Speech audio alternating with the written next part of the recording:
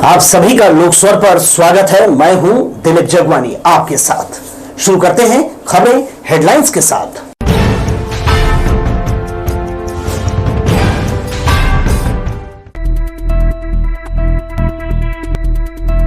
सफलतापूर्वक किया अंतिम रिहर्सल, पुलिस मैदान में गणतंत्र दिवस समारोह की तैयारियां पूरी। 15 सालों से नालियों से है पाइपलाइन की यारी, हटाने प्रस्ताव तैयार, खतरा बरकरार। और विकसित भारत पर पीएम के साथ शहर के आयुष ने किया संवाद, स्पर्धा के विजेता बने। पुलिस मैदान में जिला स्तरीय गणतंत्र दिवस समारोह का अंतिम फुल ड्रेस रिहर्सल किया गया। फाइनल रिहर्सल में मुख्य अतिथि का आगमन, स्वागत, ध्वजारोहण, परेड सलामी, मार्च पास्ट, मुख्य अतिथि के द्वारा परेड कमांडो से परिचय, पुरस्कार वितरण, सांस्कृतिक कार्यक्रम आदि का रिहर्सल किया गया। मुख्यमंत्री विष्णुदेव साय जिला मुख्यालय के पुलिस परेड ग्राउंड में आयोजित मुख्य समारोह में ध्वजारोहण करेंगे। कलेक्टर संजय अग्रवाल और वरिष्ठ पुलिस अधीक्षक रजनीश सिंह ने अंतिम रिहर्सल का अवलोकन कर व्यवस्थाओं का जायजा लिया। इस दौरान आईजी रामगोपाल गर्ग भी मौजूद थे। जिला पंचायत के मुख्य कार्यपालन अधिकारी संदीप अग्रवाल ने रिहर्सल को सहयोग दिया। कलेक्टर ने कार्यक्रम की तैयारियों के संबंध में अधिकारियों को आवश्यक निर्देश दिए। स्कूली बच्चों ने इस अवसर पर देशभक्तिपूर्ण सांस्कृतिक कार्यक्रम की प्रस्तुतियां दी। 13 टुकड़ियों ने शानदार मार्च पास्ट कर अनुशासन का परिचय दिया। गणतंत्र दिवस समारोह में छत्तीसगढ़ के विकास की झलक दिखाती विभागीय झांकियां भी लोगों को देखने को मिलेंगी। बेहतर कार्य करने वाले अधिकारी कर्मचारियों को इस अवसर पर सम्मानित किया जाएगा।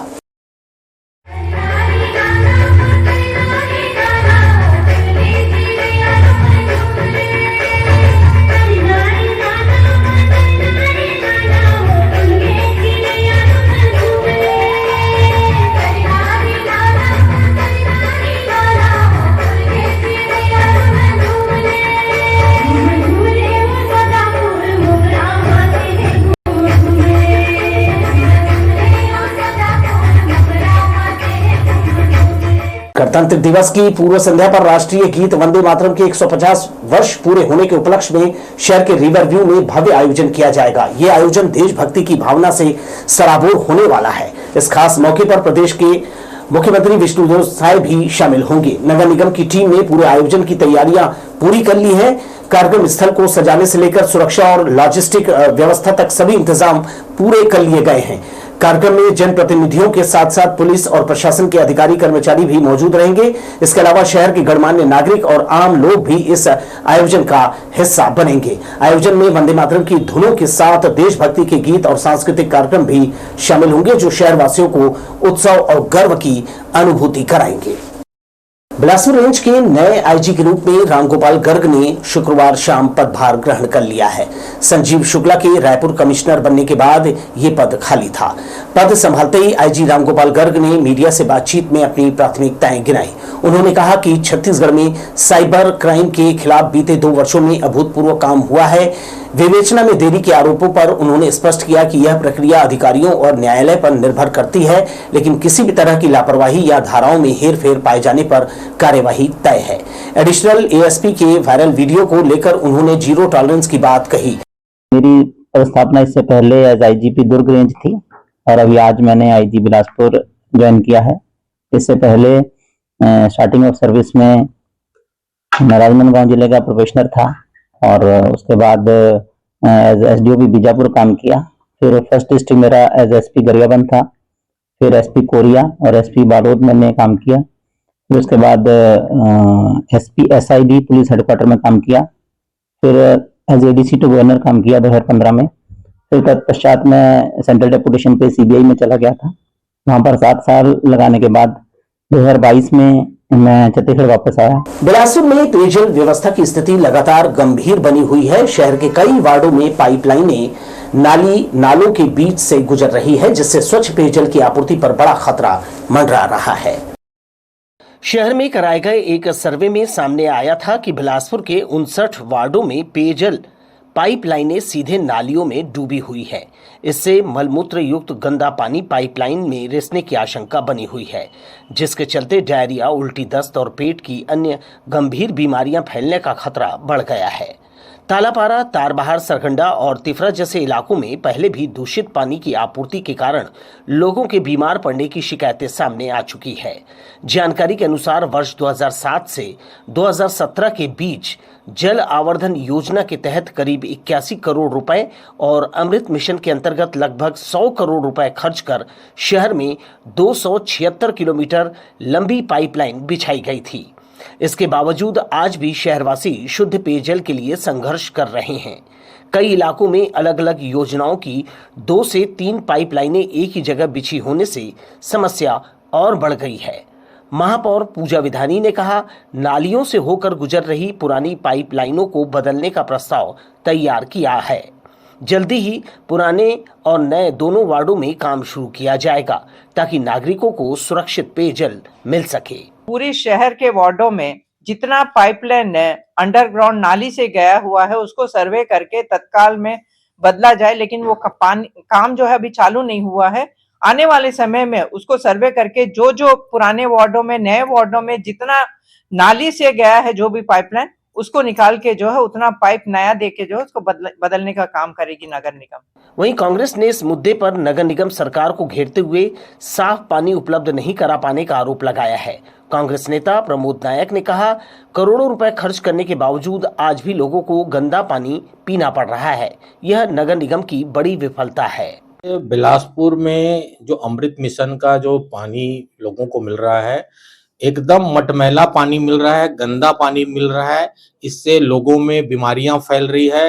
लोग मजबूरी में इसको उबाल कर पी रहे हैं और इसमें दांत, खाज, खुजली चारों तरफ हो रहा है। चाहे कुदुदंड का इलाका ले ले, चाहे चिंगराजपारा ले ले, चाहे सरकंडा का बहुत सारा इलाका ले ले, ये सब जगह से लगातार शिकायतें आ रही है। और हमारे जो जनप्रतिनिधि यहाँ के हैं, निगम में बैठे हमारे महापौर जी है, इसको बोल रहे हैं कि ये मटमैला पानी ही आएगा। ये कहां तक तर्कसंगत है, इसको झुठलाने का प्रयास कर रहे हैं। कम से कम बिलासपुर की जनता को यही अपेक्षा रखती है नगर निगम से कि उनको शुद्ध पेयजल मिले। देखना होगा नगर निगम के वादे कब जमीनी हकीकत बनते हैं और शहरवासियों को शुद्ध पेयजल नसीब होता है। लोक स्वर के लिए भूपेंद्र राठौर की रिपोर्ट। इधर निर्वाचन आयोग ने मतदाता सूची की गहन पुनरीक्षण का एक दौर पूरा कर लिया है। अब दावा आपत्तियों के निराकरण के बाद नई सूची तैयार की जा रही है, जिसे भारत निर्वाचन आयोग की अनुमति के बाद अंतिम प्रकाशन किया जाएगा। भविष्य में होने वाले चुनाव इसी आधार पर किए जाएंगे। बीएलओ अब गली मोहल्लों से अपना काम समेटने लगे हैं। निर्वाचन आयोग ने लगभग 3,500 शासकीय अमले को गली मोहल्लों में उतारकर मतदाता सूची पुनरीक्षण का एक दौर पूरा कर लिया है। जिले में अब तक उसे 1 लाख से भी अधिक मतदाताओं की ओर से नाम सुधरवाने, काटने, जोड़ने के आवेदन मिले हैं, जिसका मौके पर ही निराकरण किया जा रहा है। अब वे अपना काम समेटने लगे हैं। बीएलओ की टीम ने शहर भर से जो आंकड़े एकत्र किए हैं, उसके आधार पर नई मतदाता सूची का प्रकाशन किया जाएगा। अब भविष्य में होने वाले चुनाव भी नई मतदाता सूची के आधार पर किए जाएंगे। चाही गई औपचारिकताओं के बाद ज्यादातर शिकायतकर्ताओं के नाम जोड़ दिए गए हैं। अब भारत निर्वाचन आयोग की अंतिम मुहर लगने का इंतजार किया जा रहा है, उसके बाद अंतिम प्रकाशन कर दिया जाएगा। लोकस्वर के लिए किशोर श्रीवास्तव की रिपोर्ट। शहर के अशोकनगर सरकंडा से निकलकर एक युवा ने राष्ट्रीय मंच पर अपनी पहचान बनाई है। आयुष सिंह राजपूत का चयन विकसित भारत यंग लीडर्स डायलॉग 2026 के लिए हुआ था, जहां उन्होंने 4 कठिन चरण पार कर प्रधानमंत्री नरेंद्र मोदी के समक्ष अपने विचार रखने का अवसर हासिल किया। अशोकनगर निवासी आयुष सिंह राजपूत ने प्रदेश ही नहीं बल्कि पूरे छत्तीसगढ़ का नाम राष्ट्र स्तर पर रोशन किया है, जिनका चयन विकसित भारत यंग लीडर्स डायलॉग 2026 के लिए हुआ। यह 9 से 12 जनवरी तक भारत मंडपम नई दिल्ली में आयोजित किया गया था। यह चयन प्रक्रिया आसान नहीं थी। उन्होंने प्रतियोगिता के 4 चरण प्रश्नोत्तरी, निबंध लेखन, पीपीटी प्रेजेंटेशन और साक्षात्कार सफलतापूर्वक पार कर इस प्रतिष्ठित मंच पर अपनी जगह बनाई।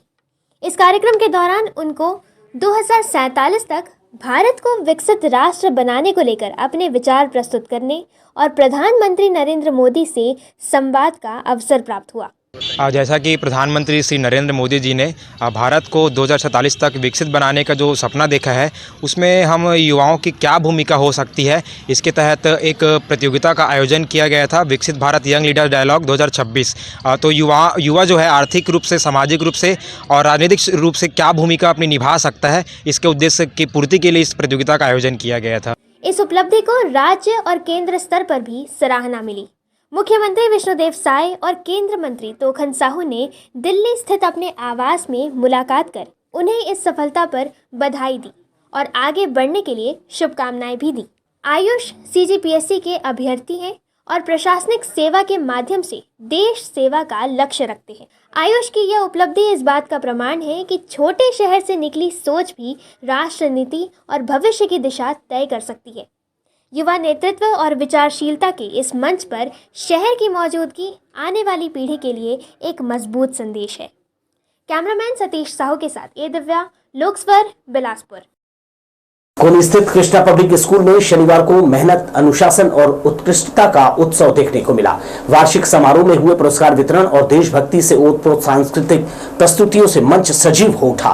पढ़ाई, खेल और कलात्मक गतिविधियों में उत्कृष्ट प्रदर्शन करने वाले विद्यार्थियों को 10 से 15 लाख रुपए तक की छात्रवृत्ति देकर स्कूल ने शिक्षा की नई मिसाल पेश की है।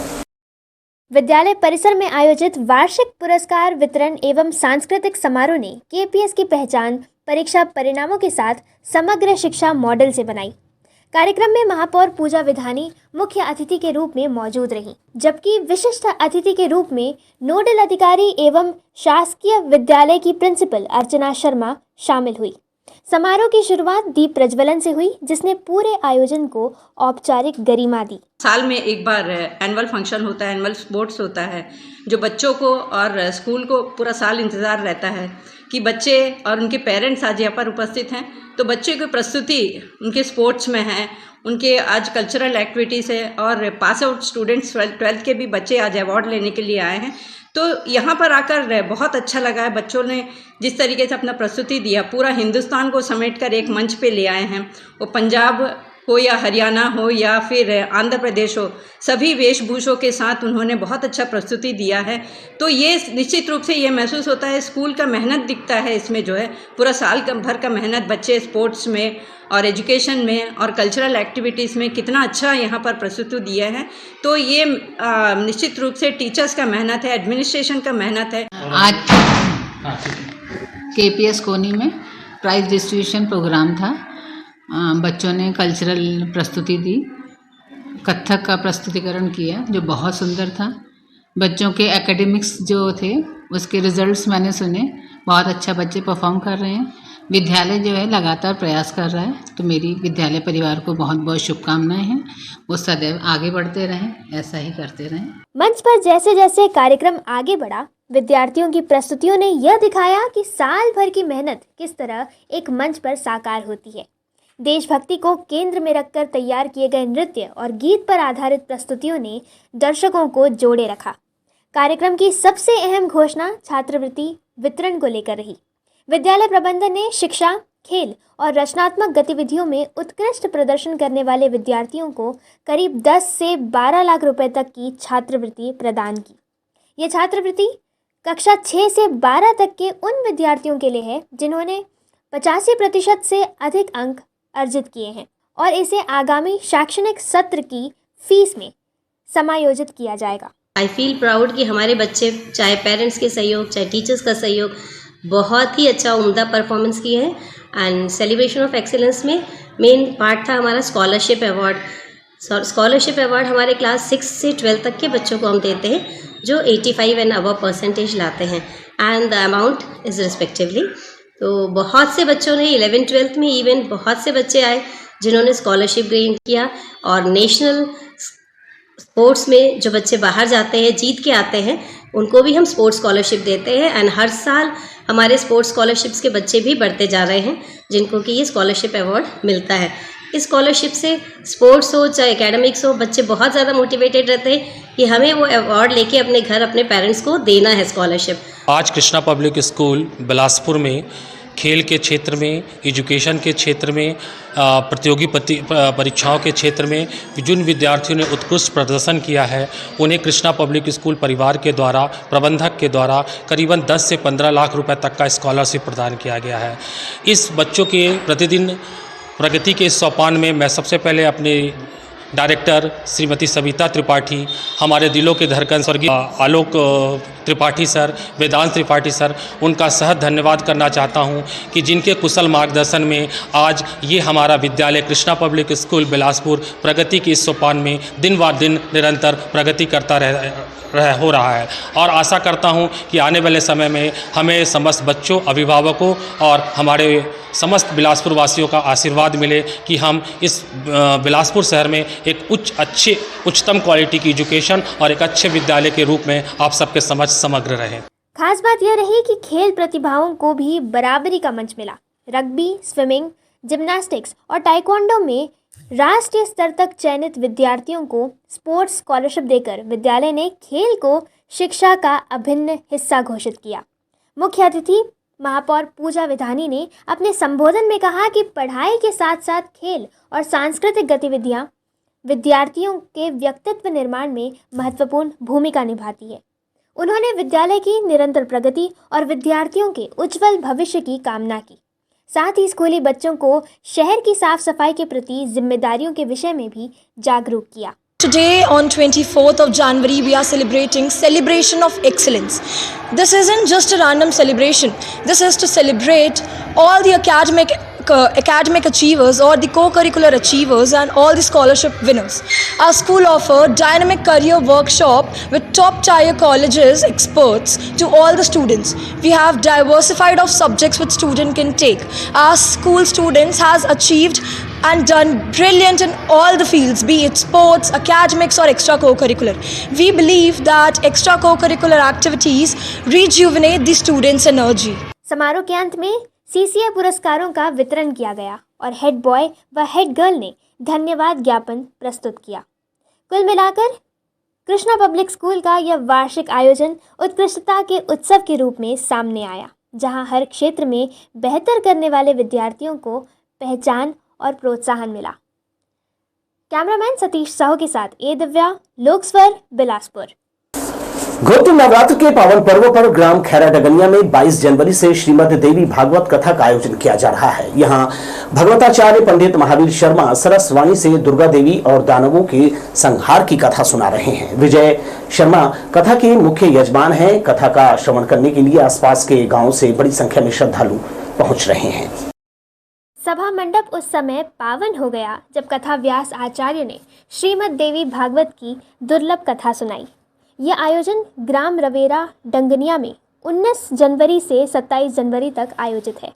वेदांताचार्य पंडित महावीर शर्मा ने औजपूर्ण वाणी से व्यास जी की आत्मकथा, नारद जी का स्त्री बनना, माध्यान्ता की उत्पत्ति, राजा त्रिशंकु और हरिश्चंद्र उपाख्यान का आदि संदर्भों में वर्णन किया। कथास्थल पर गुप्त नवरात्र के अवसर पर कथा श्रवण करने के लिए आसपास के गांव से पधारे ग्रामवासी बड़ी संख्या में उपस्थित थे। पूर्ण संसार में भगवती के इस दिव्य नवरात्रि का व्रत करते हैं। गुप्त नवरात्रि के साधक एकांत साधना करते हैं और इसके कारण इसका प्रतिफल प्रकट नवरात्रि से कहीं अधिक मानी जाती है। इसमें एकांत सेवन, ये हमारा जन्मभूमि है और हम अपने परिजन और अपने पूर्वजन इनके साथ एकत्र होकर के भगवती की आराधना वर्तमान समय के झंझावात समाज में संपूर्ण नागरिकों को सुरक्षा प्राप्त हो, हमारी धर्म की रक्षा हो, गौ माता की रक्षा हो, संसार में सबका कल्याण हो, इस भाव को लेकर के और सामूहिक रूप से भगवती की आराधना हो रही है। निश्चित रूप से लोगों का कल्याण होगा। कथा के यजमान सप्तमिक विजय शर्मा थे। कथा प्रसंगों को सुनकर श्रोता भाव विभोर होते हुए देखे गए। खासकर वे महिषासुर वध और रक्त बीज उद्धार की कथा से प्रभावित थे। वसंत पंचमी के अवसर पर कथा पंडाल में जीवंत सरस्वती देवी रूप सजाई गई थी। कथा के अंत में जय जय हे महिषासुर मर्दिनी का सामूहिक रूप से पाठ करते हुए आरती की गई। इस मौके पर कथास्थल एक लघु तीर्थ के रूप में बदल गया। ये आयोजन का 5वां वर्ष है। कैमरामैन जयेंद्र गोले के साथ लोकस्वर के लिए किशोर श्रीवास्तव की रिपोर्ट। केंद्रीय संचार विभाग ने अभिनव पहल करते हुए बच्चों संग डाक से जुड़ी जानकारी साझा किया। बसंत पंचमी की खास अवसर पर प्रधान डाकघर में स्कूली छात्र छात्राओं को फिलाटेली और बुक्स रीडिंग के लिए जागरूक किया। कार्यक्रम में क्विज के माध्यम से डाक सामग्री और कामकाज के बारे में सामान्य सवालों का नन्हे बच्चों ने जवाब दिया। डाक अधीक्षक विनय प्रसाद के हाथों बुक्स और पोस्ट कार्ड पाकर बच्चों के चेहरे पर खुशी दौड़ गई। इस अवसर पर डाक कर्मियों ने डाक विभाग की योजनाओं और फिलाटेलिक का महत्व, डाकघर की कार्य प्रणाली के बारे में बताया। अंत में बच्चों को पुरस्कार वितरित किया गया। नगर निगम अब शहर के मार्गों में गड्ढों को भरने लगा है। हॉट मिक्स की पावर मशीनें इसमें लगी हुई हैं। सड़कों पर गड्ढे होने से दुर्घटना का खतरा बना रहता है। मिशन अस्पताल मार्ग पुलिस लाइन से मरम्मत की शुरुआत कर दी गई है। मौके पर हैवी वाइब्रेटर मशीन के जरिए बिटुमिन डालकर समतल किया जा रहा है। सड़कों पर हिचकोले खाते हुए गुजरने वाले राहगीरों के लिए अच्छी खबर है। अब सड़कों के गड्ढे डायरीकरण की पेचिंग कर भरे जा रहे हैं। सड़क पर इन्हें डालते समय बिटुमिन काफ़ी गर्म है। इन्हें हॉट मिक्स प्लांट में तैयार कर ट्रकों में लाया गया है। वाइब्रेटर मशीन इसे प्रेशर के साथ समतल किया जा रहा है। पुलिस लाइन मिशन अस्पताल मार्ग पर मरम्मत का काम चल रहा है। सड़कों पर गड्ढों की भरमार है। नगर निगम द्वारा उन सड़कों का सुधार किया जा रहा है जो बेहद जर्जर हैं। उनका सुधार ज़रूरी है, लेकिन नई सड़क के रूप में गांधी चौक से तारभार तक ही उन्नयन किया गया है। जूना बिलासपुर की सड़क बेहद जर्जर है। यहाँ सड़क नहीं, केवल गड्ढे ही गड्ढे हैं। आम नागरिक यह सड़क कब सुधरेगी इसका बेसब्री से इंतज़ार कर रहे हैं। सड़क खराब होने से जहाँ यातायात धीमा हो जाता है, वहीं ज़रा सी लापरवाही होने पर दुर्घटना का भय बना रहता है। समय के साथ सड़कों पर यातायात का दबाव बढ़ता ही जा रहा है। कैमरामैन जयेंद्र गोले के साथ लोकस्वर के लिए किशोर श्रीवास्तव की रिपोर्ट। छत्तीसगढ़ में फिल्म निर्माण को नई उड़ान मिलने जा रही है। नवा रायपुर के तूता में बनने वाली चित्रोत्पला हाईटेक फिल्म सिटी परियोजना का मुख्यमंत्री विष्णुदेव साय ने भूमि पूजन किया। करीब 100 एकड़ क्षेत्र में 350 करोड़ रुपए की लागत से बनने वाली फिल्म सिटी से राज्य की छालीवुड इंडस्ट्री को नई पहचान मिलेगी। कार्यक्रम में छत्तीसगढ़ी फिल्म जगत के साथ बॉलीवुड के जाने माने निर्देशक भी शामिल हुए। मुख्यमंत्री ने कहा कि फिल्म सिटी बनने से यहां छत्तीसगढ़ी और हिंदी फिल्मों की शूटिंग को बढ़ावा मिलेगा और रोजगार के नए अवसर पैदा होंगे। पीपीपी मॉडल पर बनने वाली इस फिल्म सिटी में अत्याधुनिक studio, outdoor shooting location, post production unit और ऑडिटोरियम जैसी सुविधाएं होंगी। फिल्म सिटी छत्तीसगढ़ राज्य के लिए मील का पत्थर साबित होगी।